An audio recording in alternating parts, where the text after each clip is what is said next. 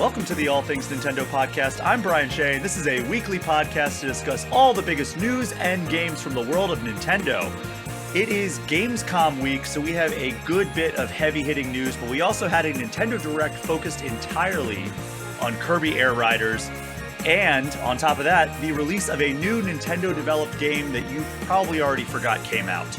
We will be talking about all of those things this week, and joining me to do that is my colleague over at Game Informer. It's Mr. Kyle Hilliard. Kyle, how are you doing today? Hello, I'm doing good. I fell on the Dragon Drive sword. Yes, that is the game that I was referencing in the intro. We will be talking about that at the tail end of the show. But we have more pressing matters to talk about, one of which is the Kirby Air Riders Direct. That is going to be the second segment here after we get to some of the news. But on that same note, Kyle, we are still in full-on Nintendo Direct watch. We didn't get the typical late June. We had one yesterday. You know what I mean. Yeah, I know what you mean. Typically they give us a first-party Direct kind of like after the Summer Game Fest timeframe, like late June, early July. But instead of that, we've gotten a few smaller Directs, mostly focused on third parties. Kyle, you and I have been covering Nintendo for long enough that we understand that trying to predict Nintendo's next move is a foolish endeavor. But do you think that we're going to get a Nintendo Direct, like a proper Nintendo Direct, sometime in the next month? In the next month? So like by the time September 22nd rolls around. Probably. Yeah, I mean, they're still... Switch 2 is still kind of like needing a push. I mean, not really, not literally, because I mean, it's like the best-selling console of all time. But yeah, I mean, it seems like they've gotten on that game a month track, like that that are usually on. So yeah, we'll probably see a Direct sometime soon. Get some Metroid details in there or something. I was hoping this week was going to be the week, and then we got a Direct that was longer than any other Nintendo Direct I think I've ever seen. Dedicated to one game. Yeah. A game that looks fine. We'll get into that in the main segment. But before we jump into the news, just a reminder, you are listening to the All Things Nintendo podcast. This show arrives in your podcast feeds completely free each and every Friday. But if you'd like to support me and allow me to keep on making these episodes, you can join the Patreon for as little as $3 a month.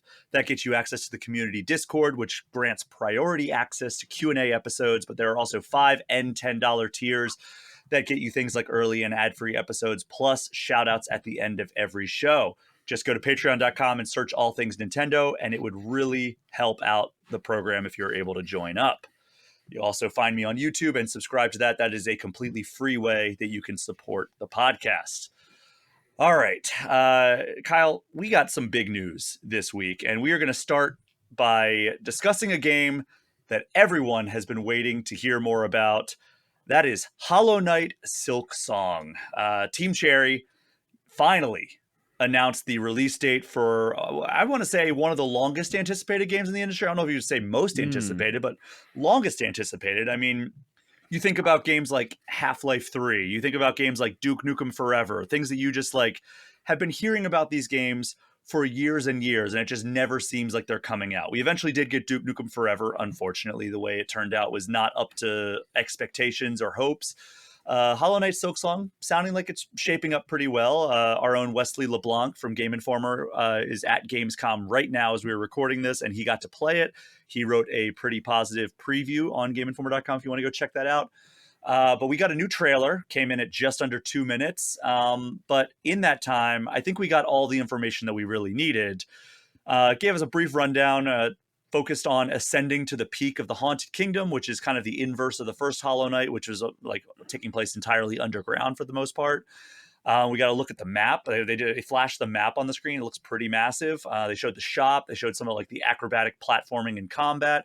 They told us there's going to be more than 40 bosses, which that sounds like a lot. As you can understand. Yeah, too many maybe. You can understand why it took so long to get this game out maybe.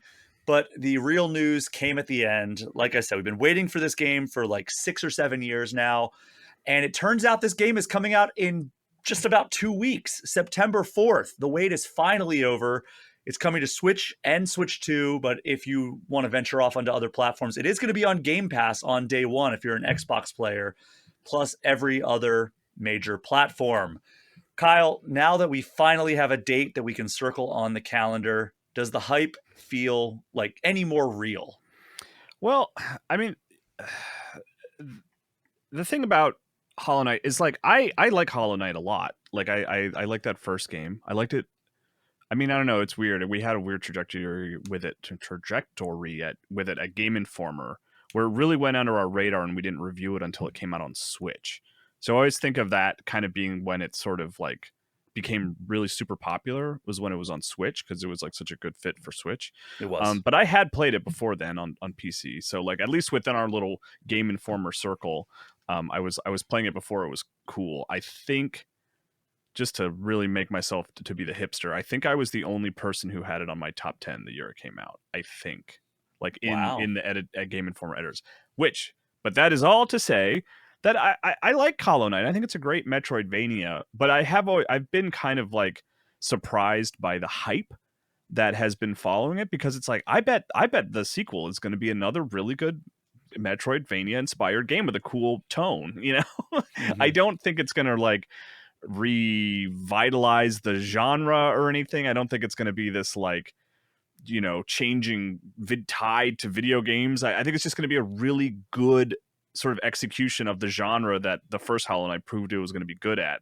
So I've always been kind of like confused by the sort of meme that it has become, of like it being the new, like, the other game that you left out in your list of like games that took forever to come out was like Shenmue 3, right? Which did eventually come out. Obviously, it was like gosh, like 15 years gap or something between 2 and 3, and it's like I've always just kind of been like, it's weird that Silksong has become the new this thing's never coming out sequel.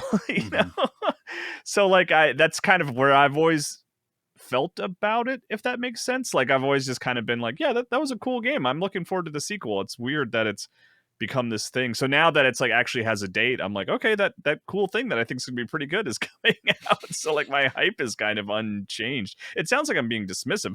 I think those games are great, and Team Cherry is like incredibly talented, but it's weird that its reputation that it's sort of earned by accident. Mm-hmm. I will admit to you that one of my dirty gaming secrets is that I have only played like maybe 4 or 5 hours of Hollow Knight. It's a hard game. There are things that kind of there are some things I don't really like about it, honestly. Like I mean, we don't have to. I don't want to like badmouth this fantastic game, but I mean, it is a challenging game. It is a difficult game, both in like the challenge of like defeating bosses and enemies and stuff like that, but even the structure of the game can be challenging in a way that I think is by design. I don't think it was bad design as much as it was like strange decisions that like make the game like more fulfilling to explore and things like that. But it is a game I could see people bouncing off of it for sure. Yeah, I don't know. It seems like it has everything in its favor for me to love it, and I've tried it once, and I think I got not very far in, and I was just like, oh, I'll come back to this one day, and I never did. So I have it on, I think, 3 platforms at this point. It's like one of those. It's like Stardew Valley, where I think about like, yeah, there's so much in this game's favor that would make me love this game. So I had it on like PC and Xbox and Switch. And then I just have like fired it up like once, and it's like, oh yeah, this could be cool. Maybe I'll have to check it out later. And I just never get around to it, because the life of I mean, this sounds like I'm complaining, but it's just a fact. The life of a person in games media means you're constantly jumping from one thing to another. Oh, yeah. And it's hard to really dwell on something too long, especially if you miss that initial push, which is something that I'm trying to get myself out of, like, which is why I'm, in my spare time, I'm playing some Madden and I'm playing some Breath of the Wild, because it's like I'm trying to train myself to not feel like I'm like obligated to play the latest and greatest game if there's something I would rather be playing in my spare time anyway. Yeah. So I am excited for Silksong on Switch too, though. Like that, I'm excited to have, a Metroidvania of that caliber on Switch too. Like I'm excited that it's day and date, right? Like that there's no spacing out of releases, right? Like it's all coming out on all the platforms at the same time, right? Yeah. September 4th for everything. And it's not dedicated Switch 2, right? It is a Switch 1 game that I will be able to play on my Switch 2. What I saw is there is a Switch 2 version and a Switch 1 version. Okay, cool. Yeah, I'm but maybe I'm sure. wrong about that. Maybe it said coming to Switch 2 and Switch. Okay, cool. That's good. Yeah, I want that. I mean, I also would assume that, I mean, Nintendo would be like, what do you need to make that happen? Like they would probably work with them to do whatever they can to make sure there is a Switch 2 version of the most anticipated game, of the last 7 years. Yeah. Like they would want, like they want that on Switch 2. So I'm glad it's coming. I'm glad it is getting a Switch 2 edition. Yeah. So speaking of games that are getting Switch 2 editions and probably desperately needed, we usually start podcasts when there is Pokemon news with the Pokemon news, but Hollow Knight kind of superseded that. However, we did get some Pokemon news this week as well. So this morning, we're recording this on Thursday of this week. We got a horror-themed cinematic for Pokemon Legends ZA, where there was a couple of people investigating kind of like an abandoned mansion. Kind of gave like Resident Evil vibes, honestly. And it turns out it's a Mega Victory Bell that's causing the mysterious smell, which is a new form, I guess, being introduced in Pokemon Legends ZA. And I don't know, because like there's a side quest chain where you're working with a detective named Emma in Lumiose City, investigating different things. In X and Y or in ZA? In ZA. Oh, okay, this is like a character they've revealed. Okay, gotcha. Yes. So Emma is a detective and you help her with like her caseload. And they kind of seem like they were investigating this. So I'm wondering if this is a hint of like the structure of like, hey, there's like a thing happening out in this area. But like I kind of have a hard time believing that like this game will have anything this atmospheric or tense, or I don't know, even like anything like beyond just kind of like the surface level, like, hey, this character is floating through this environment and you have to go and find like the shiny object in the garbage pile and then bring it back to her. Like, I feel like that is the extent of, I don't think you're going to be going and then a giant Mega Victory Bell is going to pop up and you have to run for your life and report back. Yeah, I don't know if ZA is going to do that. I mean, they're not totally opposed to like creepy stuff in Pokemon, right? But like, I'm trying to remember, there's like this graveyards sometimes, and like I think it was Sun and Moon has kind of a creepy Mimikyu sequence. Yeah, but it's like, it's really like, it's never anything super intense. It's because they don't. I mean, game after all. Yeah, it's a family-friendly series, and also it's not like the characters have more than like 2 expressions that they can make. Yeah, in most Pokemon games, anyway. I mean, who knows? Maybe ZA will have 3. I do like the design of the Mega Evolution Victory Bell. It's just weird. It's nice to see new versions of familiar Pokemon. It's just cool. Yeah. We also got another thing during last weekend's Pokemon World Championships. They got a bunch of news across like TCG and mobile and everything. We got a trailer of Pokemon Legends ZA for a mode called Link Battles, which are 4-player competitive battles where you're all in a small area and your goal is kind of like a battle royale. You defeat as many Pokemon as possible before the timer expires. And like, so the trainers start on opposite corners of this little arena, and you send out your Pokemon one after the other. And like, they showed one where it's like 2 Pokemon were battling with each other. And because the battles in Pokemon Legends ZA are like kind of real time, it's not really like turn based. So you can go in and like, it showed like, I don't know if it was a Gyarados or something, like hit both of them that were battling and knocked them both out. So you got credit for both of them. So it was like, you can't be like too locked in on one opponent during this. It seems pretty fun. I know that you liked Legends Arceus or Arceus, but you didn't love it. I remember you were the person that was on that episode of All Things Nintendo when I said that was my Nintendo game of the year over Kirby and the Forgotten Land. How are you feeling about Legends ZA? Good question. Ambivalent kind of. Arceus was like, I never beat it, right? I think it was like broken down by like 3 or 4 major bosses, right? Wasn't that sort of the structure of that game? Something like that. But then at the end there was a whole like gauntlet that you had to go against with like a lot of like the mythical Pokemon. I was just trying to think of like how far I got into it because I think I did like 2 of those major bosses, and like my thought for the whole thing was like, this is cool. This is like a new direction, right, for Pokemon that's like unique, and I like it. But I didn't really feel super compelled to see it to the end. And now for for this one, I'm kind of my reaction has been kind of like, oh yeah, like I'm glad that this exists. I'm glad that we're moving forward with with this style of Pokemon game, but I don't know if I feel super compelled to actually play it. Mm. We'll see. Like maybe it's one of those games that's like I know like Wesley at Game Informer like wrote something for playing it at Gamescom, which maybe you were planning to like talk about, but he was like, I think this is like, you know, the best Pokemon game I've ever played. You know, which sounds really big and huge, but it's kind of like, well, I mean, like there's a lot of room for improvement in Pokemon games. As much as we like Pokemon games, they're just like they've kind of maintained this very specific sort of style with, and every time they push a little too hard, you know, outside of that comfort zone, Scarlet and Violet, there's like things that really hold it back from a technological perspective.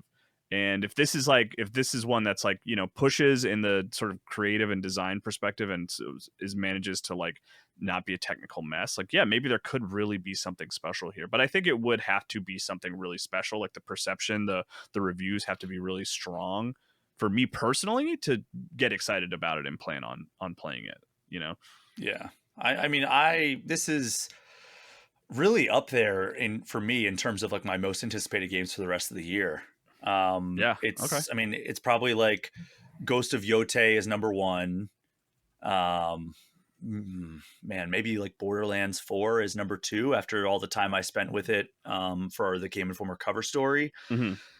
Pokemon Legends ZA might be number three for me. Like it's for me, it's higher than Metroid. For me, it's higher than Oh, Kirby really? Air Riders. Like it's absolutely my most anticipated Nintendo exclusive game for the rest of the year anyway, unless there's something big that gets announced. Yeah, I mean, Trying to I think like what probably else. yeah, probably Metroid, probably for me, and I can't imagine anything would go above that. But yeah, I mean, Metroid. What I played of Metroid Prime you got to 4 play at it. the Switch 2 event was phenomenal, and it actually made it climb the list. Like I like Metroid Prime 1 a lot. Like I get it's tied. The remaster is tied with my highest review I've ever given at Game Informer. It's Metroid Prime Remastered and Forza Horizon 5. Those I gave both of those 9.5s. Mhm. And so like I love Metroid Prime 1. I have never played 2 or 3, and from what I've heard about them, I don't really feel compelled to unless they put it like I'm not compelled enough to like seek out a Wii or GameCube, you know. Yeah, If they put out like the trilogy collection on Switch 2, I would probably check them out then. I want to play two is the one that I skipped. I actually played one for the first time in like 2019. Mm, Weirdly enough, and I played the Wii version just because I was like trying to do something funky. Like I streamed the whole thing, and yeah, it was great. And I actually really have a lot of affection for 3 because it was kind of early in that Wii life cycle, and it was like a fully featured Metroid Prime game with motion controls I thought were actually kind of interesting and fun. Um, but yeah, and then I'm also like a other M sort of elements of it defender kind of too. But yeah, I'm just excited to jump into like a new Metroid Prime. It's been so long. I mean, 3 was the last one. yeah. I mean, well, there was Federation Force. Nobody counts that, Brian. Come on. Hey, I reviewed that game, and my core takeaway was better than I thought it would be. Yeah. Not, I mean, it was fine Right. Yeah. overall, It's but not. like, Don't like go buy a 3DS, right? But like, you know. yeah, it turned out like, okay, yeah, this wasn't a miserable time playing through Yeah. this game for Yeah. review. Yeah. But yeah, comes out on Switch and Switch 2 on October 16th. Pokemon Legends ZA does. Yeah, I'm curious about it. I mean that Switch One version that's probably gonna be rough. I bet. They have not shown a single second of gameplay as far as I can tell. But hopefully it turns out well. We'll see. We did also at the Pokemon World Championships get a little bit of news about Pokemon Champions, which is the turn-based battler coming out in 2026.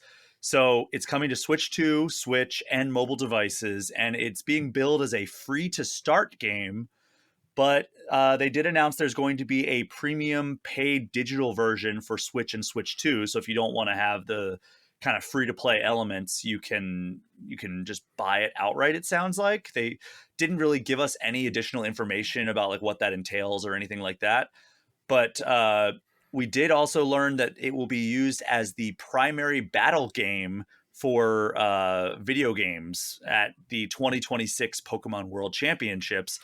So it is definitely built with competitive in mind. And we also already knew this, but it has full Pokemon Home integration. So you can bring Pokemon from, Sword, Shield, Scarlet, Violet, etc. into this game. Mm-hmm. I don't know. I liked Pokemon Stadium back in the day. Pokemon Coliseum was always kind of cool with high impressive visual turn-based battles.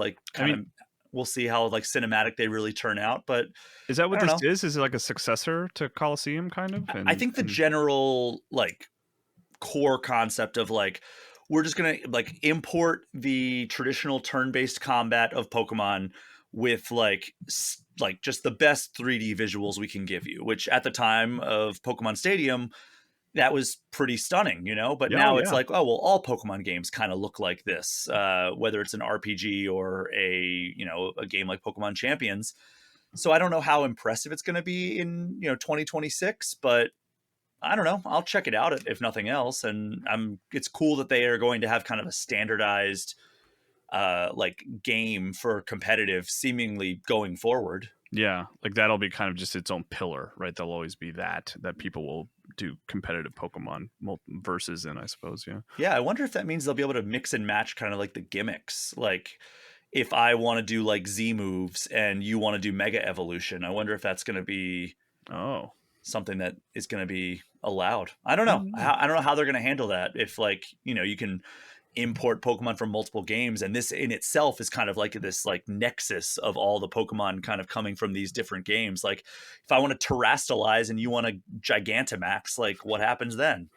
Or maybe they'll just have one thing of all right, well, there's no gimmicks in this. That's what I was going to say. Usually the answer is yeah, we just took all that stuff out. I mean, that would make sense if they're trying to make it so it's competitive and balanced well. Is there a campaign in this game? Is it? Or is I don't it just think so, but we don't really know much about it. Yeah. All right. We just know that it's very battle focused. Yeah. Yeah. Kyle, let's jump into what was probably my favorite announcement of Gamescom opening night live. And I imagine that you also were pretty excited about this announcement. It is Lego Batman Legacy of the Dark Knight. So this game looks like it's really building on what TT Games did with Lego Star Wars: The Skywalker Saga, where they're kind of doing higher production values. They're abandoning kind of the voiceless characters in favor of bringing in video game voice actors to voice to deliver these iconic lines, which is kind of a cool twist. But this time it's combining scenes from different movies, different video games, comic books. And in this trailer that they showed at opening night live, we see scenes from the Dark Knight trilogy, the Christopher Nolan trilogy, the Batman starring Robert Pattinson. We hear music from the Tim Burton Batman movie. There's quotes from the Burton one as well. Yeah. Yeah. And the You Want to Get Nuts, that was in there, right? Yep. And then using tools that he had access to in the Arkham games, namely the spray that he sprays in the shape of a bat, and then he explodes to break open walls.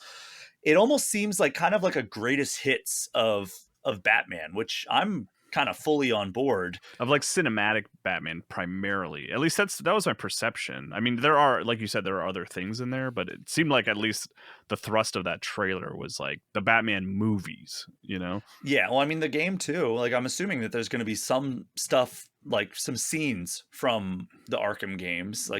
They mostly showed Dark Knight trilogy. We saw the fight with Bane. We saw the Heath Ledger Joker saying, "Why so serious?" We saw the kind of the Penguin car chase scene from the Batman, which was one of the better scenes in that movie. Yeah. So there's a lot of really, really promising things that they can pull from. I mean, there's so many Batman scenes. Kyle, is there a scene from Batman versus Superman you want to see in this? No, I'm good. Okay. What is the best Batman media? What is the best Batman media? Yes. I mean, then I think the Nolan trilogy. I think it changed film. It really did. Not even just comic book movies or superhero movies. I mean, it's certainly my favorite. I mean, I also have a soft spot for the animated series. I love Batman the animated series. But, oh man, that would be a missed opportunity if they didn't pull scenes from that. Yeah. I mean, it's funny. I'm not really a big Lego game guy. Every time I boot up a Lego game, I'll play a little bit. I'm always kind of like, oh yeah, I don't really like these that much. They're just very like they're too simple for me, I think. Did you try the Skywalker Saga? Yes. And okay, because I bounced off it the same way I have every Lego game I've ever tried. And it's like, that's not me saying like they're bad. Like I think they are like, I think they're fun and silly. And like, I think they like are really like perfect at just giving like you, and like if you're playing co-op, just for sort of simple tasks to do together. But it's like sometimes there's just games where you just kind of like, I kind of refer to it as like you can just kind of see the matrix of it. Like you understand what it's trying to get you to do, to the point where it's like I can't give myself over to the fiction of it. Animal Crossing is another one that I can't do that with. Like Animal Crossing, I'll be like, I'll try this one, and I'm always like, no, it's just like random stuff. Like I don't want stuff, and that's like what this game's all about. And it's just trying to give me stuff, and I have to carry stuff from one person to another person. Anyway, that's a me Kyle, problem. To recap, games you don't like in this episode alone: the original Hollow Knight. I like Hollow Knight. Pokemon Legends Arceus. That game's fine. What else? Any Lego game. Pretty much, yeah. But that said, like I love Animal Crossing. Animal Crossing. I'm really coming after Animal Crossing. Man. Yeah, but this is like the reason I preface all. I really am coming off very negative in this episode. I don't mean to, but like Kirby Air Riders, you said looks just fine. It looks. If that game gets an 8 out of 10, that'll be like that's the strong, like that's the best. I think that's the apex of its review score. We'll see. But I was watching this and I love Batman cinema so much. Like I love the Burton movies and I love the Nolan movies and I like that Reeves movie a lot. And I just like that cinematic universe of Batman. And so I was like, man, maybe. And I love the Arkham games as well. Like they're some of my favorite games, like period. Like not even the asterisk of like, oh, they're my favorite Batman games or they're my favorite comic book games. Like the Arkham games are some of my favorite games, period. You know. By the way, like, the Arkham trilogy is currently on sale. Last I checked on Switch. And apparently Arkham Knight is finally playable if you have a Switch too. I do own that trilogy on Switch, and I remember seeing that, and I think I did download it just to try it. You know, I mean, obviously I've played that game a lot already. I don't really need to replay it. But so I was watching this trailer, and I was like, this is fun. This is cool. I like the idea of like referencing all the films and things like that. But I do worry that I will boot it up, and I'll be like, oh yeah, it's like this. It's just like another Lego kind of game. I don't know, but maybe this one can make me break through and really appreciate it and understand it. So with the acknowledgement that you don't really care for the Lego games, I'm certain that I know the answer to this, given that I have a pretty good idea of like your taste in entertainment in general. Yeah.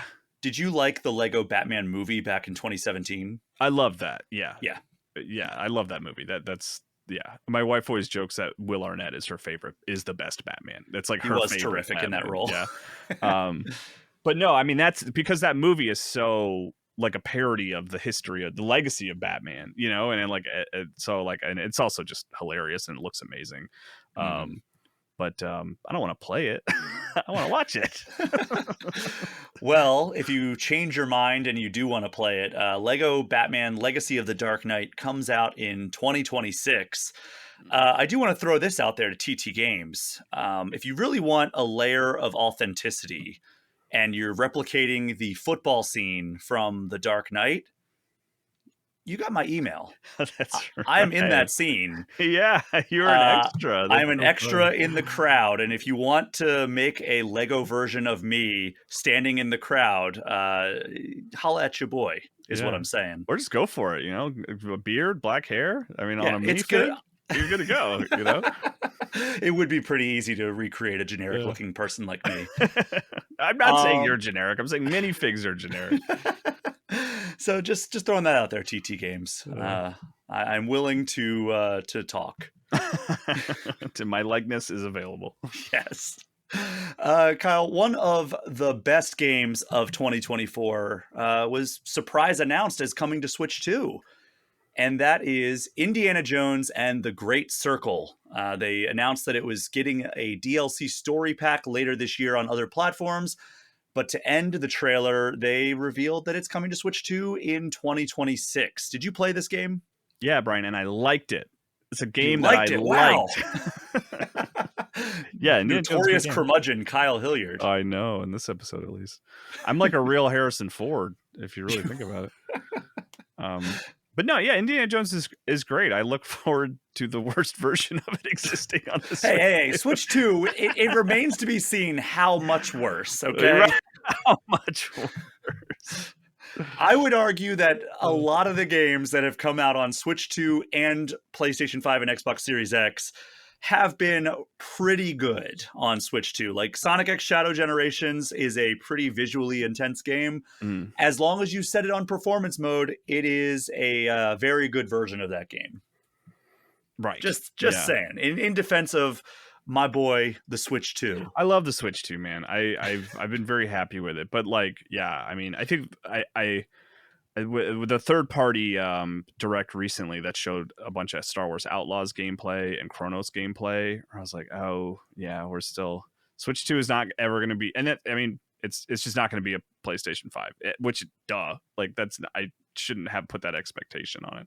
But then there is stuff like I played Tony Hawk on Switch 2 and I thought it was great. Like I thought that like, you know, so there's a tier of game that like will be great, but for Indiana Jones, which is a very visually impressive game, like I do wonder how it will fare on Switch 2. We'll have to see.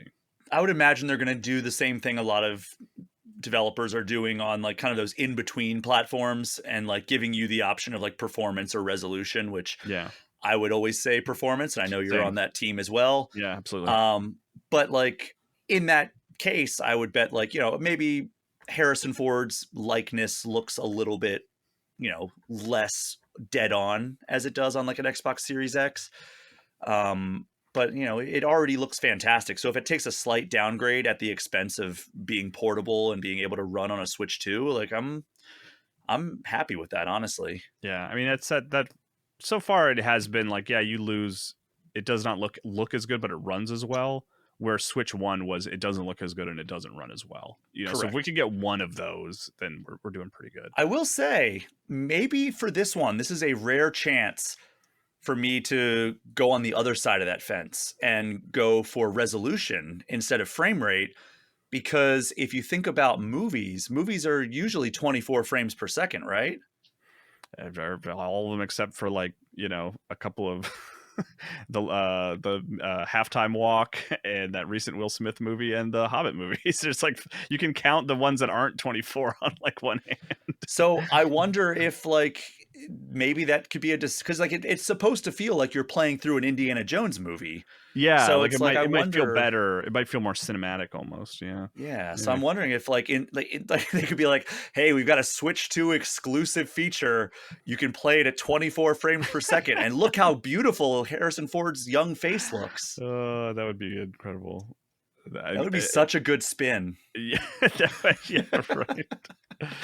Oh, that's funny. All right. Well, Marcus Stewart at Game Informer gave it a 9 out of 10, and he is far from an outlier on that. That was one of the more well-liked games of 2024. So excited that is coming to Switch 2. Yeah. A game that is also coming to Switch 2, but not quite yet. The Rogue Prince of Persia, which is developed by the team behind Dead Cells. It came out this week, which I did not realize was happening on PlayStation. That one snuck up on me for sure. Yeah. So it came out on PlayStation, Xbox, and PC. And it's on Game Pass as well. But none of that matters to us on this show. What does matter to us is that Ubisoft announced that it's coming to Switch 2 actually later this year. I said next year, but it's later this year. Oh, cool. For those unfamiliar with this game, it's been in early access for a little bit now, but it is a fast-paced roguelite centered on platforming and combat, similar to Dead Cells. And like other Prince of Persia games, it is kind of, you know, acrobatic combat styles, some mind warping mechanics, a little bit of parkour. Have you had a chance to check this out at all? Yeah, I mean, it was announced, and then it's been in early access, since it was announced. And I did like a preview for it where I played a bunch of it for preview, but I hadn't really touched it since then because I just don't really. I like waiting for 1.0 usually. Same. So uh, I would like to play this on Switch too. That seems like a great place to play it. I played gosh, what was the one from recently? Was it Fallen The Lost Crown? Crown. Lost Crown, right? I played that on Switch One. Like that's where I played it, and I thought it actually ran well and was great. And yeah, so I'm excited to have this on Switch 2 for sure. I played a little bit last night, Hmm. and I will say that it does feel quite promising. It It does feels like feel Dead like Cells, yeah, it feels like yeah, perfect fusion of Prince of Persia: The Lost Crown and Dead Cells. yeah, And yeah, like there's wall running and stuff. Like you hold the left trigger and like you can wall run, and then like press the right trigger to dash, and you're going around like taking out enemies. You can kick them into spikes and stuff, which is super fun. Like there was an enemy just standing on the ledge, and like I just landed right next to him and just like Spartan kicked him into a pile of spikes, and he unfortunately passed away shortly thereafter. But yeah, where were you playing it on? Xbox? Xbox Series X. Yeah. Okay, yeah, if it's on Game Pass, maybe I'll spend some time with it before the. I wonder if it's cross save compatible. That'd be Mm, nice. that would be nice. It's Yeah, I don't know. I found that like that's kind of a rarity. it I've is. found Yeah, it cross was. play seems to be much more prominent. Yeah, it was wild to me when I booted up Cyberpunk on my Switch 2, and Oh yeah. I was able to grab my save from the Xbox version that I put like 80 or 90 hours into or something like that. And I just remember being like, "Whoa, this is crazy that I can jump into my 80-hour save file on Switch 2. It's cool." I wish every game had that, but then Yeah. again, like I've been saying that for years. Like it would be because like I haven't tested this out, but like I reviewed Madden, for example, on PlayStation 5, and it came to Switch 2 this year, and I'm like, this would be so cool if I could bring my franchise with me when I travel. I Yeah. don't know if that's the case. I know EA has like kind of their unified like account system, so I should check that out and see if that is something that you can do on Madden. I would imagine I would have heard of that, but like that seems like that would be like a good thing for them to advertise, especially Yeah. with it coming to Switch 2. And you would think that like if you're gonna double dip on any platform, it would be all right. I want to play like the best version on PS5 or Xbox Series X, and then I can play a slightly downgraded version. But the give and take is I can take it on the go. I Yeah. would very much do that, but I've heard good things about the Madden on Switch 2. I'll have to Oh, that's investigate good. that. Okay, cool. But yeah, very cool to have Rogue Prince of Persia coming to Switch 2 later this year. Kyle, here is an excerpt from the second lowest scoring review I've written during my career at Game Informer. Okay. I want you to guess what game or franchise I am talking about. I'm going to redact some things here. Okay. This game underwhelms and disappoints at every turn. Bland Pokemon level Legends Arceus. no, Oh, okay. but this is right up your alley because you're Mr. Negative today, not the Spider-Man Uh, villain, but just like the all things Nintendo villain. I like Uh, Indiana Jones. Bland level design never improves, and tedious boss battles are unrewarding and unsatisfying. This character's return 21 years later I know could what have this is. reminded us why he was once considered a potential peer to the likes of Mario and Sonic. Instead, this game only serves to remind us why the mascot hasn't seen a new adventure in over 2 decades. Now, I do not know the title of this game. I don't know, I like its proper name, but I know it is a game that Joe Juba, former reviews editor here, like I think he literally apologized to you for giving it to you, or maybe after you turned in the review, he said like, "I'm sorry that I put you through this," but it's Bubsy, right? It is. It Yeah. is Bubsy, the Woolies Strike Back. Woolly Strike Back. I never would have gotten that. No, that's why I said game or franchise. Okay, good. And it's funny because it actually came out in the all-time great video game year of 2017. Which is like its legacy, because like didn't Bubsy 3D like come out right around Mario 64 or something? Like, it was pretty close. It's always coming out alongside some of the greatest games of all time. It's a real horizon in that way. You might be asking me, why am I bringing that up? Well, Atari and developer Fabraz has announced a new Bubsy game called Bubsy 4D. And it is a 3D platformer instead of the 2D platformer that Woolly Strike Back was. And I normally would not cover it because of like how long it's been since a good Bubsy game has come out. But the developer's last game is called Demon Turf, and it has a very positive rating on Steam and a 76 on Metacritic. And also on top of that, friends of this very show, Kit and Krista, posted from the Gamescom booth for Bubsy 4D and said Bubsy 4D is legit. So Right. I don't know. Does this do anything for you, Kyle? No. I like the title. I think the title is funny. And I think it could be good. By the way, I was looking up to see when so Mario 64 September 29th, 1996, and then Bubsy 3D was November 25th, 1996. So it was like weeks after Mario 64. But I mean, I don't have any affection for Bubsy. I don't know. I've never played a Bubsy game. I like the title. I think I'm always pro, like, yeah, like let's revisit this old like weird franchise and do something fun with it. So like, yeah, I'm not opposed to it. But I don't know. I'm not like getting excited for it or anything like that. Fair enough. I mean, I'm not excited for it, I would say, but I don't know, I'm curious about it. Yeah, I'm curious. Yeah. I could always use a good 3D platformer, I guess. I don't know. Yeah, like I wouldn't say no to a good one of those. Those are always fun. And also, like, you know, handing it to a new developer that has put out a good game recently. You know, there could be worse things happening with this franchise, as we learned absolutely. in 2017. Yeah. But it's right around the corner. Comes out September 9th. All right. Right after Hollow Knight Silksong. But it's a 3D platformer, so at least it has a couple of months between it and Donkey Kong Bonanza. I was about to joke. At least no really great 3D platformers came out this year. Although you could argue that Donkey Kong is not really a 3D platformer. It's like its own thing in a weird way. I would say it's an action platformer. It's like yeah. But yes, but it is its own thing, because it's like there's not really a lot of like I got to make sure I jump on this platform at this very specific way in Donkey Kong Bonanza. Sometimes, like there's some platforms occasionally, but it's not its primary mechanic. You know. Agreed. Kyle, we have a load of Sega news this week, and all of it is at least related to Sonic, if not straight up Sonic. So buckle up for your favorite franchise, Kyle. All right. But first off, it's Shinobi Art of Vengeance. So a while ago, they announced that we were getting some kind of crossover DLC with like other Sega properties in the form of a DLC stage called the Sega Villain Stage. Mm-hmm. And we got the most obvious first announcement for that stage, and that is Dr. Eggman is one of the Sega villains that appears in that stage. I'm excited for this, but like I will be done with this game long before it comes out, because it arrives in early 2026. The stage does.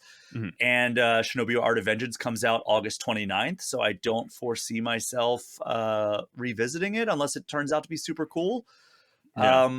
I mean, that's the obvious choice. Are there any other Sega villains that you would want to see appear? Like, Sega villains. I mean, there's like Shenmue. There's like Landy. That might be kind of funny and weird.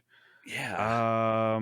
Gosh. I mean, is there anything from Like a Dragon? I mean, there's a lot of good villains in Like a Dragon. Yeah, that'd be fun. I mean, I'm not else? Like super versed in that franchise. You know, I don't know if there's like one primary villain that stands out for people in the Like a Dragon series. I don't know. Maybe Majima. That'd be fun. Yeah, that'd be cool. He's kind of a villain, like antagonist. Maybe a rival's a better word for him. Yeah. What other like kind of Sega games am I missing? Like, what am I not thinking of? I mean, like, there's Streets of Rage. Yeah, I don't know if there's something from like that. Crazy Taxi. Is there Crazy a villain Taxi? Crazy it's just Taxi? KFC. Yeah, or something. Yeah. What else? Super Monkey Ball. Like, there's a decent amount of Jet Set things. Radio has like Golden Axe. Golden Axe, yeah. Okay. That would fit in pretty stuff. well. Like some sort of like beast creature from Golden Axe would be fun. Yeah. I don't know. There's lots to go for there, but that DLC Can we comes get out. Persona in there? Like, just kind of borrow Oh, that, you all know? right. Yeah, you just hit on something that feels like it's going to happen, because we have seen one thing with Sega, and that is if there's a crossover, Persona 5 is going to be in It it. shows up. Yeah. Yeah. God, there was one that was announced earlier today that I forgot about, or that was Overwatch. Overwatch. That's Is right. that Yeah. officially announced, or was it just like kind Oh, of like teased maybe I or just saw leaked? like leaks or something. I thought maybe it was official at this point. Yeah, I just saw I don't some know. folks talking about it on Blue Sky. Speaking of 2017, Brian would be freaking out at an Overwatch Persona crossover, but unfortunately, I have moved on from Overwatch at this point in my life. Um, More directly related to Sonic, Sonic Racing Crossworlds is kind of right around the corner, September 25th. And it turns out we're getting more crossover characters than just like Minecraft, SpongeBob, Like a Dragon, and Ninja Turtles. We are also getting Pac-Man content. Pac-Man and his ghosts will be playable, and there will be a stage inspired by Pac-Man. So that is coming All to right. Sonic Racing Crossworlds in early 2026 as DLC. But it turns out that it goes in the opposite direction as well, as there is Sonic content coming to Pac-Man World 2 Repack later this year. Is it at all interesting to you that when we were discussing what could be next for the Mario Kart franchise after Mario Kart 8, we all thought it was to go like full on Nintendo Kart or Super Smash Kart and go like lean heavily into like crossovers? Mm-hmm. But Nintendo instead just like went hyper focused on Mario, got rid of all the crossover characters, and it instead ended up being Sonic Racing that went the crossover route. And also in the past, if you look at the arcade games, Pac-Man was always in Mario Kart, but now Pac-Man is coming to Sonic instead. Like, is that at all interesting to you, or is that just a Yeah. thing that exists in this world? I mean, I was actually gonna bring that up. That I was like, Pac-Man's the only character that has managed to slip into both Mario Kart and like a Sega racing game.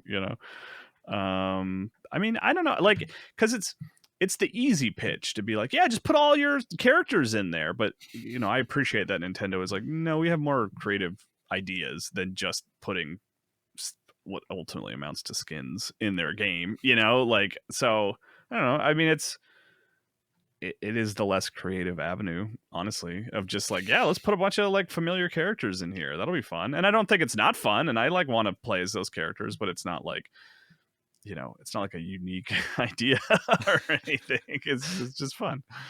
We're getting cynical Kyle today. I know. I'm sorry, man. Cinekyle. It's my favorite Pokemon. That's what evolves into Kyle Hilliard. That's right. Okay, that's right. Okay. Well, Sonic Racing Crossworlds is coming out September 25th, and Pac-Man World 2 Repack comes out a day later on September 26th, and this DLC comes out over the next 6 months, presumably. Mm-hmm. We will close the news segment on this. Back in 2023, I traveled to Sonic Team out in Burbank, California to write the cover story for Sonic Superstars. And while I was there, I actually asked Takashi Iizuka, the head of Sonic Team, why Sonic Mania 2 never happened and we got Sonic Superstars instead. I have quite a few quotes here to kind of build up to why we're talking about this. So Mm-hmm. sit down and grab a cup of tea or whatever you drink while you're listening to this. He said, quote, "There was a period after the development of Sonic Mania when we worked with them being Evening Star, to consider concepts for the next generation of classic Sonic. It's too bad that it didn't become a finished game. Still, I'm pleased that the next generation of classic Sonic that we talked about with them has been achieved with Superstars." He also said, "When you make a 2D game using pixel art, you kind of end up targeting a very specific core audience.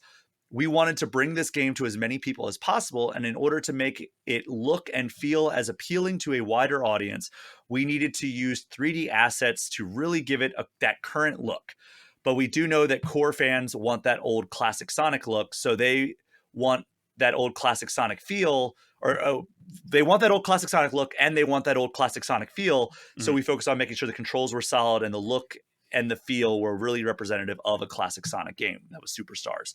And then I also caught up with Christian Whitehead, who was the director of Sonic Mania and is the head of Evening Star, for his perspective. And he said, quote, "When we started Evening Star, it was always our goal to move beyond 2D pixel art and into 3D games and develop an all new original IP.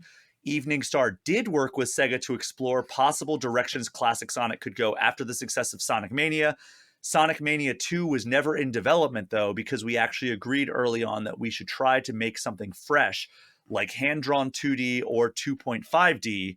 At the same time, Evening Star was developing our new Star engine, so we also ended up making a cool Sonic prototype that played with depth in 2.5D and some other gameplay ideas.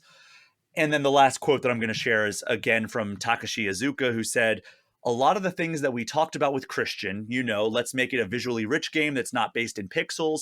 Let's not do the Mania thing of reusing stuff. Let's make something brand new with all new levels. That's where the start of concepting happened after Mania, but everything came to a stop." So you may be asking, why is he sharing all of these quotes? Yeah.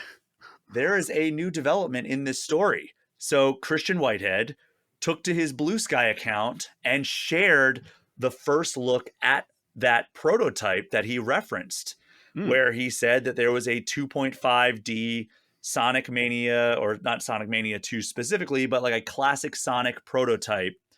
And he shared a few screenshots to mark the 8th anniversary of Sonic Mania 1.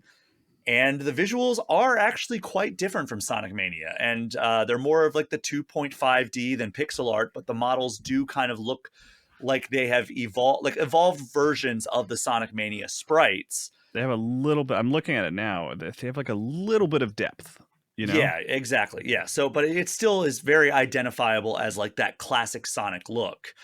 Did you ever get around to playing Mania or Superstars? No, I mean, I think I dabbled with both. I think I played maybe the first level of both of them. But no, yeah, I was not grabbed by those in any significant ways. This looks cool, though. I kind of like the look of this. This kind of has like I don't know what you would call it. It's like if visuals had never, if visuals changed, but like game design ideas hadn't ever changed after the Super Nintendo era, is almost kind of what it looks like or something. It's kind of cool.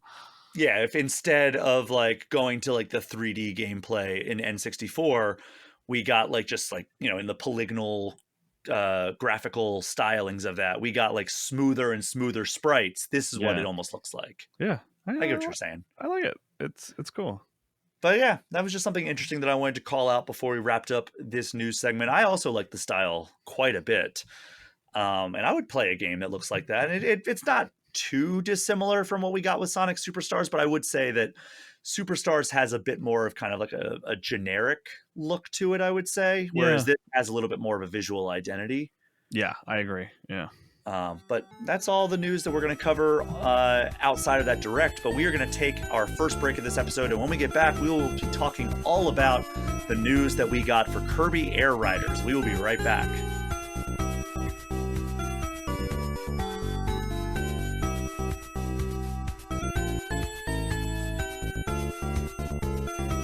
We are back, and while we are still waiting on that very anticipated full-on Nintendo Direct, we did get a Kirby Air Riders Direct, because it's starting to feel like we're getting one of these almost every week. It's never the one we actually want.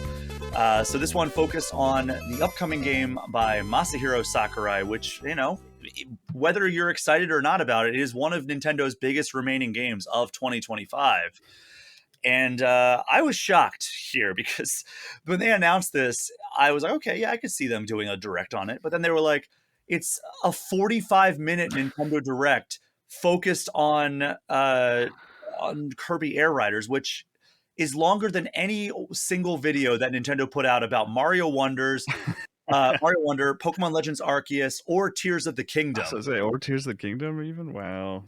I made a joke that the only way that they could stretch it to being 45 minutes would be to have Masahiro Sakurai walk out and like show us how he modeled Kirby for this game in real time. Well, but he's just a circle, so it's like, yeah, you make a 3D circle, fill it pink. I'm not that might not even fill in the 45 minutes. But it actually was quite dense. We're not going to cover everything because a lot of Masahiro Sakurai, as if you've watched the Smash Brothers reveal stuff or watched his video series on development, which is fascinating, he is extremely detail oriented and more so than what we need to cover on this podcast. But Kyle, did you ever play the original Kirby Air Rider? I didn't. No, I never played that one. Yeah, I missed it. I do remember I was talking about this on MinMax the other day that like I got one of those N64 VHSs in the mail.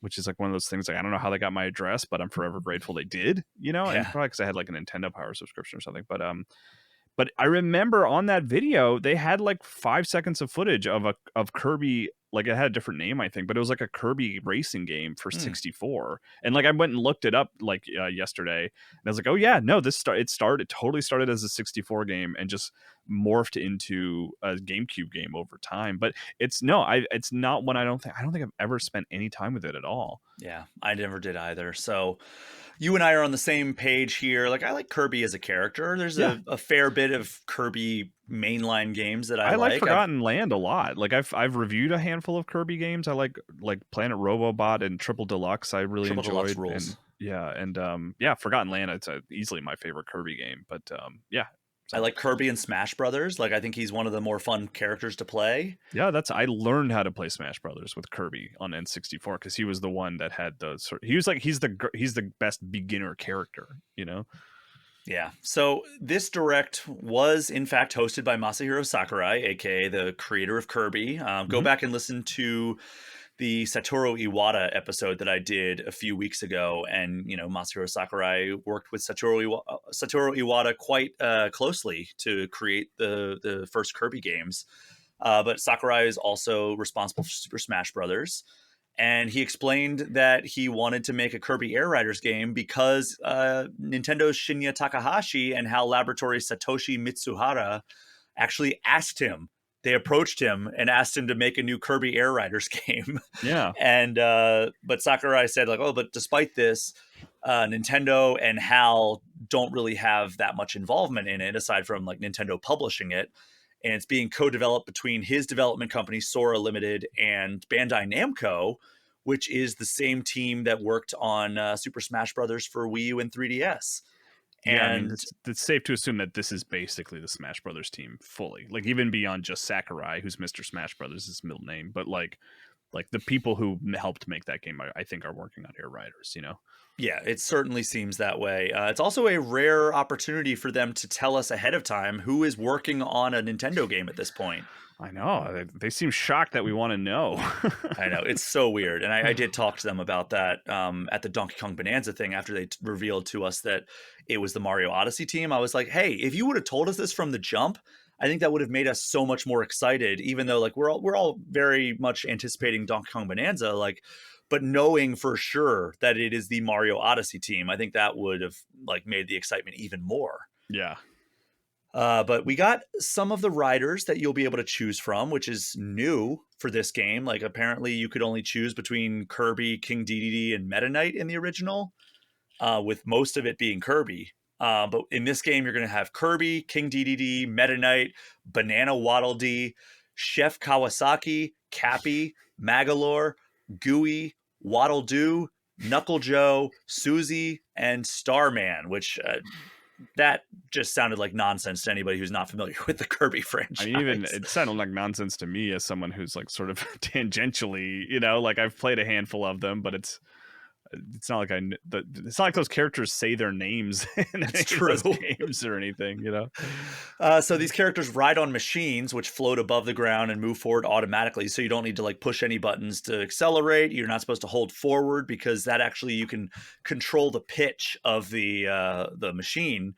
All you need to do instead is just move the stick left or right and press the brake button to brake, and then you can hold it down as you go around corners to, charge up and boost forward. So you can drift around corners, and then each machine also has its own attributes and behaviors. And the machines can also glide off of ramps. And like I said, you control the pitch as you are jumping off of these ramps. And if you land perfectly, when you land, you will get a speed boost. And then there's another button that is used for special moves, which are character specific. So every character only has one, but Kirby has 4 different ones, and they're all based on which color you choose of Kirby. And every rider, and not just Kirby, can have copy abilities like Kirby. And the reason they did this is because they realized that if they had copy abilities for just Kirby, it would give Kirby players too big of a competitive advantage. Yeah. So Sakurai also showed off several courses, which I will say they all look extremely impressive. Like there was one where it was on the beach and he's like riding between like the water has been parted seemingly you know, just kind of like a valley and there's the water on either side. Mm-hmm. And it looked very, very impressive. And then he also detailed matchmaking that lets you go from like one race to the next pretty much instantaneously, which is always a good thing. Nintendo does not have the best track record when it comes to, you know, player-friendly online stuff. Yeah. Near the middle of the presentation, we got a glimpse of Skya, which is a big open area thing that is used for a mode called City Trial. And it is set on a floating island, and it might sound like Mario Kart World because it has various biomes within it, but it's not nearly as big as Mario Kart World. And the bulk of the racing is actually done in dedicated courses, but instead this seems kind of like this like versatile playground that houses different modes. So basically in City Trial, you start off like with just like kind of like a base machine, right? It's just like a star that has like no special attributes whatsoever. And then there's a 5-minute timer and you go around and your goal is to upgrade your machine by finding others in the map, and you keep swapping them out. And some of them you do it through you know, finding them out in the world. You can jump off and dismount them and jump onto a new one. You can jump from one machine to another, or you can even steal an opponent's machine because it's actually, you know, 16 players are out in this City Trial map. And there are also power-ups you can get. You can attack other opponents. And while you're in City Trial, there are actually events that pop up and you can go and join them in real time. So there's short race, which is kind of like a race within like a sanctioned off area of the city. And then there's a battle mode called Dust Up Derby. And these 16 players can choose to join these or not. And you can also do real players, combination of real players or CPU characters. And your mission for this entire thing is to get the strongest machine possible. And some of them will have different like specialties. Some of them will be really good at gliding. Some of them will be really good at like speed. And after the 5 minutes are up, you and the machine that you obtained during the City Trial are sent to stadiums. And here you compete in random mini games to determine the final winner. So it's like a multi-part competition. And Sakurai showed off all these kind of mini games. So there was Kirby Melee, which looks kind of like another battle mode. Mm-hmm. Air Glider, where you try to fly as far as you can off of a ramp. Drag Race, where basically like you're on like a long straightaway. I just did the Nintendo Direct motion with my hands. Long straightaway, and there's like boost pads and like stuff like that. And you try to just go in as fast as you can on a straight line. There's Target Flight, where you launch off a ramp and try to glide into score panels to get the highest point total. Dust Up Derby, which was in City Trial, comes back as another battle mode. And then there's Skydive, where you glide downward and try to like go through score rings on your way to the ground. And the final one they showed was Gourmet Race, where you're racing through a level and you're trying to collect food as you go. And those like kind of power you up. So basically it like, you know, during City Trial, you try to get these like specialized machines, and then it's kind of luck of the draw of which one you actually compete in. So you're trying to just get like a well-rounded machine and then also like anticipate which like, I guess, category of like mini game you're going to compete in the stadium. So I kind of like that aspect. That seems like the area I'm going to be spending the most amount of time in, especially if there's matchmaking. I don't know if there is, but it says like there's up to 16 players. So I'd assume there's going to be some sort of matchmaking in there. I mean, I liked, you know, because there was basically a version of this mode in the 3DS Smash Brothers game, mm-hmm. Which I enjoyed. I thought that was fun. So, yeah. And I mean, hey, maybe he learned some lessons from that, and we're going to get a more refined version of that. Yeah. We also got a release date coming out November 20th. So that is their big November release. Pokemon is October. Do they have a game for September? Metroid, obviously. I mean, they have not said anything about Silksong. Metroid, really. They're just going to get on that bandwagon. Do you think we get a surprise announcement of a game in September? They like to do like the every month we get something train. I no, I don't know. Maybe something small, but like, Wind Waker HD. And then would that leave Metroid for December? I hope so. I would like Metroid this year. It does seem like like rumors do seem to be circulating of it kind of being closer, like getting pushed to next year, but Yeah, we'll we'll see. see. What is your hype level for Kirby Air Riders? You touched on it a little bit before, but is this a game you're going to want to check out when it hits? I'll want to check it out. Yeah. But it's like mostly the game could have been called they could have shown me literally nothing about it and called it Sakurai's next game, and I would have had the same level of excitement of Yeah. like, I just want to know what he's doing, like I'm not like, I like Mario Kart fine. That's like about the apex of like my racing fandom. So like I'm not really looking for like another racing game. But I mean, I don't know. It looks cool. It looks interesting. But it just doesn't. There are often presentations like this from Nintendo in particular, where Bonanza was one, and like Tears of the Kingdom was another, where you go into it and you're like, oh, I'm looking forward to seeing what this is about, and you walk out of it like, I want to play that now. Like, why do I have to wait any amount of time at all for this? This one, I was kind of like, yeah, you showed me a lot, and I definitely understand what the game is now, and yeah, I want to put my hands on it, but I don't. It's not like it didn't shoot up my most anticipated list or anything like that. Sure. I'm looking forward to it. Again, I think I'm maybe slightly higher than you on this, and I think a lot of that. I'm not going to say some of it. A lot of it is because Sakurai is the one behind it, and like, I can't remember the last time he put out like a bad game. Like, I know Kid Icarus gets a lot of crap, but that's, I think, Gets a lot of love too, though. It does. I think the design of that game was terrific. It's just like the control scheme on the 3DS. Like, if they put that out on Switch 2, like, then maybe that's the September game. If they put that on Switch 2, I think that it would do extraordinarily well. And I think people would be like, when they said the thing was 45 minutes long, I was like, well, maybe they're going to announce Kid Icarus halfway through or something. By the way, like, can we just take a second to, I mean, and this is not breaking news at all, but man, Sakurai is just like maybe the most charming, like, game developer out there today. He's very pleasant. Yeah. He seems like he works really hard, and he's almost apologetic in that he's working too hard or something. And like, it feels like he's in on the jokes. He has like a very like good sense of humor about everything. And like, he's very like blunt with you, right? Like, he's not like, we are excited, please look forward to. It's like, no, like, these guys came to me, said, like, we want to do another Kirby Air Rider game.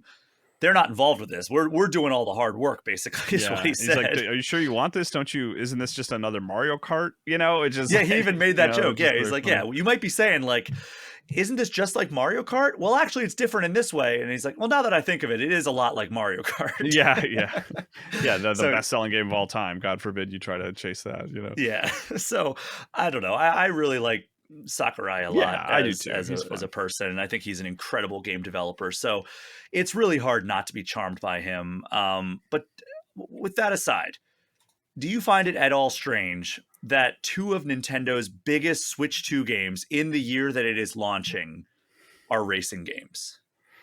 No. I mean, yes, but no, because you just look at how many copies of Mario Kart 8 they sold, and it's like, why isn't Donkey Kong a racing game?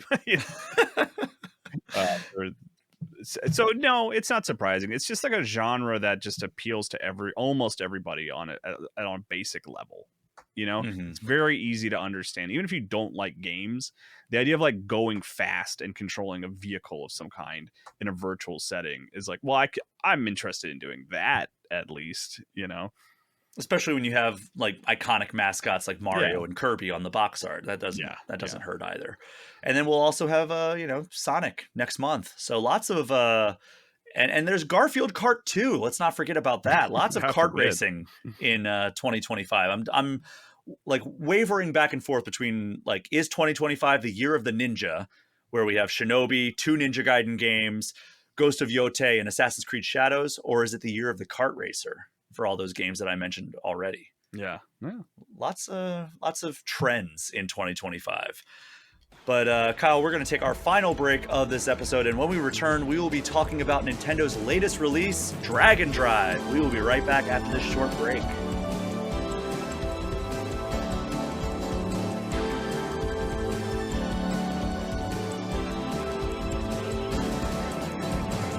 We are back for the final time this episode, and as I mentioned in the intro, I alluded to a game that Nintendo released in the last week that people may have already forgotten released. And Kyle, to be honest, I almost didn't even remember to include it in the show notes this week, which may be more because it's been a very busy week. But thankfully, we have you here to talk all about a game you reviewed for Game Informer, and that is Dragon Drive. That's right. A wheelchair basketball game that was announced during the Switch 2 reveal back in April. I played a bit of it that same day as part of Nintendo's press hands-on event, but I haven't gotten my hands on the final version, so I am interested to hear how it turned out. Yeah. It's funny at Game Informer, you basically put out into the editorial pool. It's like, does anybody want to review this? And it was just crickets. And I was like, yeah, I admit curiosity. I want to see what this thing is and how it works. And my big takeaway is that, like, it for me at least, and actually, looking after I wrote my review, I looked at some other sort of pieces like that had people written and stuff like that. So I don't think it's just me, but like, it does work better than I hoped or expected. Like, the act of like sliding the Joy-Cons along a table, or as I actually ended up playing, it was like along my legs, like on my thighs. Sitting down is actually the most comfortable way to play, oddly. Like, I was impressed at how well it worked. Like, it felt pretty good. Like, you can do quick turns, and you can pull the brake and like different things like that, and like you get this sort of like the physical action of moving does feel like it's translating to what you're seeing on the TV, which is cool, and that's like hard to do, and that's like impressive. But with that said, it was like, when you sort of take that into playing basketball, I wasn't super enthralled by it. I didn't really want to continue to play. It was exhausting to play, actually, a number of matches in a row. Like, literally, like my arms would hurt, my thumbs would hurt, because I couldn't figure out a great way to like grip the Joy-Cons and also be able to pull the triggers, because you don't need to use the control sticks, so that's not that important. But like, I actually like the Joy-Cons. I know a lot of people complain about them because they're very small, but I don't really have a problem with that. I like holding the Joy-Cons and playing games. I don't find it too problematic. And the Switch 2 ones are so much better than the Switch 1 ones. Yeah, but like, yeah, that like playing Dragon Drive for like a long period of time, like my arms and thumbs were hurting, which is not any, you never want that feeling from playing a video game, And then outside of just the main basketball game, which is solid. Before we jump into that, let's talk about how this works. So you already talked about the wheelchair element of it, where it's like on the table or on your legs. You move your hands forward, both in mouse mode, both Joy-Cons in mouse mode, and as you do that, your character rolls forward, and you can go really fast. You can do one at a time, so like you can turn that way. I think you can do one forward and one backward to really turn fast. And then when you want to shoot, or if you want to call for the ball, all you do is lift your hands up, and the motion controls kick in. Yeah. And like, you can wave your hands back and forth. And then if you have the ball, you roll forward, and then you just lift your hands up, and you do like a basketball shooting motion. Yeah. And that's how the game plays out. There's like quarter pipes all around, so you can like jump up and like do tricks. One of the funniest things that happened to me in my demo session was I went full speed directly underneath the basket and just launched straight into the rim from below. And my guy just like just crumpled to the ground. Yeah. And you can actually, if you get the angle right, you can dunk it that way, because you can just like do that, that up the ramp and just kind of hold your hand out and like and do a dunk, which is satisfying. But continue. I'm sorry. I just wanted to lay the foundation for how the game plays for somebody who maybe not be familiar. It is, yeah. I kind of take for granted that people might be familiar with what it is, so that's for sure. Like, it's unique, it's different, and that's going to be its legacy. Is like, oh, that was like a really unexpected way to play a game, and it worked okay. But like, there's just not much else to the game ultimately. Like, you can play basketball, and then like the way it works is you're kind of like in a big lobby area, but like between games and stuff like that, which is cool. And you can actually see live games being played like on the courts in front of you, which is kind of a neat thing. But yeah, like you can kind of like as you're waiting for new basketball games to start, you can kind of see all that it has on offer, like just in like one or two of those waiting periods, because they have like mini games where you're kind of like threading between cones, or maybe you do like a little race, or like you do tricks off a half pipe, like which is like tricks in quotes, because really what you're just trying to do is just hit markers by like going off the ramps and stuff like that. And so like it was kind of like it's a game that's like actually the controls, as unique as they work pretty well, but like playing basketball is like fine. And I just didn't really, there's not a lot of incentive to play. There's not really a lot to unlock or anything like that. And then all the stuff you can do outside of it is like, just kind of like, there's not much to it, and it's forgettable. Like you spend maybe even less than a couple hours with this game, and you kind of see everything it has to offer. So yeah, I mean, it's gonna be like one of the reasons I wanted to play it is because it's gonna be one of those weird like Nintendo launch games that's like it's in a couple years we're gonna look back on it and be like, whoa, yeah, that was like a weird thing that they put right out there at the beginning of the Switch 2's launch, So I wanted to be able to be among the few who was able to say that they played it. The few. Wow, that's a backhanded compliment. It is, yeah. I mean, hey, but like let's follow up in a couple of years, and we'll get a bunch of people in a room, and we'll have everyone who's played Dragon Drive raise their hand, and we'll see if anyone besides me raises their hand. Yeah, well, the thing I like about it, and again, I've not played the final version, so I don't know if the controls were better than when I played it at the Switch 2 like reveal event. Well, the thing that I didn't like about it was that like outside of like the lack of content and everything, like I don't know if you had this problem, but like I was having a hard problem consistently getting it to register every time, especially when I got really moving fast, like trying to go like super fast. Like I felt like it wasn't like fully like picking up on like all of like the intricacies of like, yeah, I'm moving both of these now. I'm only moving the right did you have any problems with that? Actually, no, truly. And like, okay. I don't know if it's because is this based on having played it recently or at the event? No, at the April event. At the event, okay. And I mean, like, I can't imagine the game would have changed drastically between then and now. Like, they could have calibrated it. Like, that's always the last thing that they do in any game. Really, is like polish. Yeah, and like, but like, truly, like, I really didn't have a lot of trouble with it not registering, like to an impressive degree. Like the shortcomings that I had were just like getting tired, or like it's just like it's just awkward to control often, but it's like I didn't find myself like fighting with the controls, if that makes sense. Like if you think of like early Wii games where like just like sometimes things just like straight up just didn't work.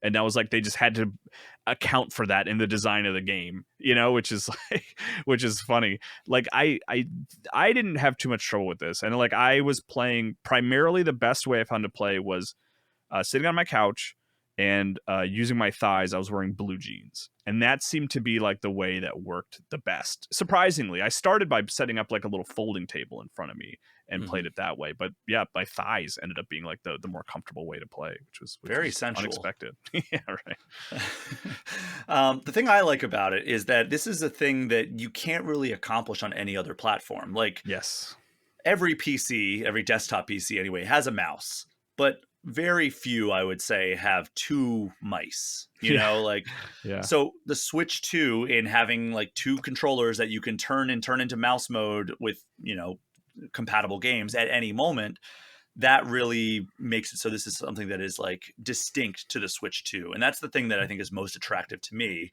Yeah. It is a game that you can only play on Switch 2. And I always am seeking out those experiences.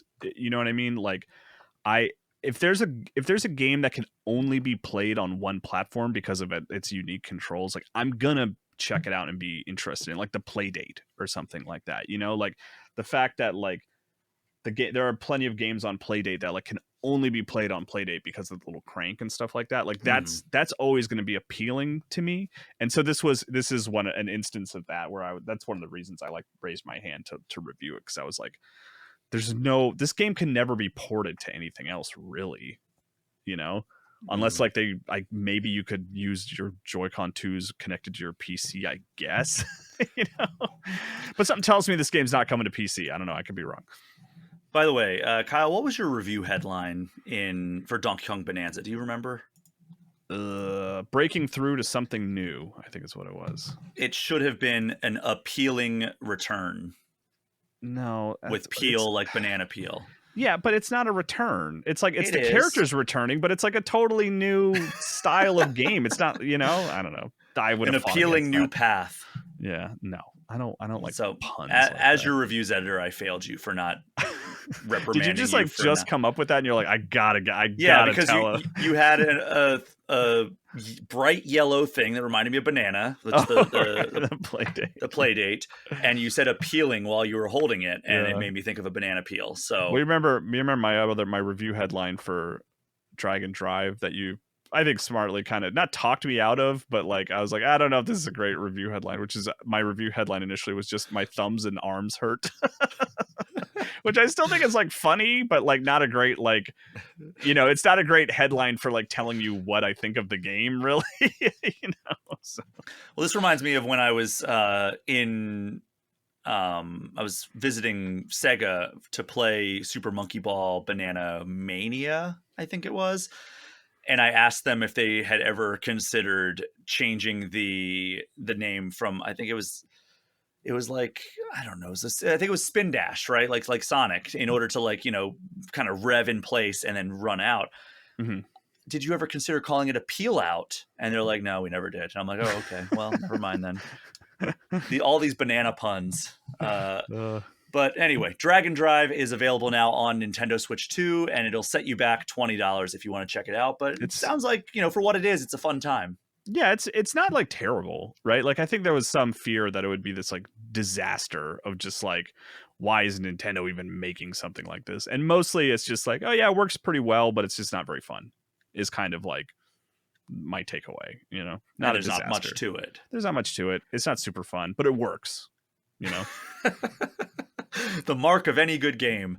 But Kyle, thank you so much for joining me for this week's All Things Nintendo. Yeah, thanks for having me. And thank you so much to everyone for listening. As you know, my Patreon and the associated Discord server are the best ways to get any questions or comments in. But you can also get in touch with me at brian@allthingsnintendo.com or hit me up on Blue Sky or Instagram at Brian P. Shea. Kyle, tell everyone where they can find you on the internet. KyleHilliard.com on Blue Sky. I did the URL stuff with it. Got it done. I'll have to have you teach me how to do that. But for now, that is our show for this week. Thank you again for listening. Take care. We'll see you next time.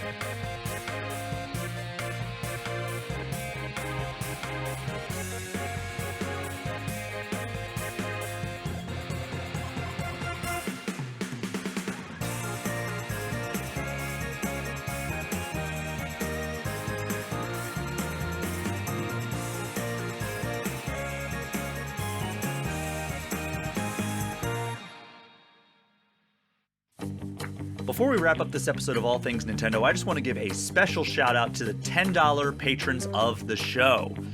Alex Stadnick, Andy Junkins, Ben Richland, Carbon Mjolnir, Chaps My Ass, Derek Sigmund, Dusty Beeman, Ian T. Clark, Jason Thompson, Jawar Hello, Johnny Five, Jose Villalobos, Joshua DeProy, Casey Radio Man, Cody Gibson, Creeper207, Paul at Drunk on Mako, Pratable, Rob McCann, Bobby Mac 265, Robert Sosa, Roberto Nieves, Roger Reichert, Russell Sayer, Smithy Poo, Zachary Pliggy, and Zek 3 Swords Sama.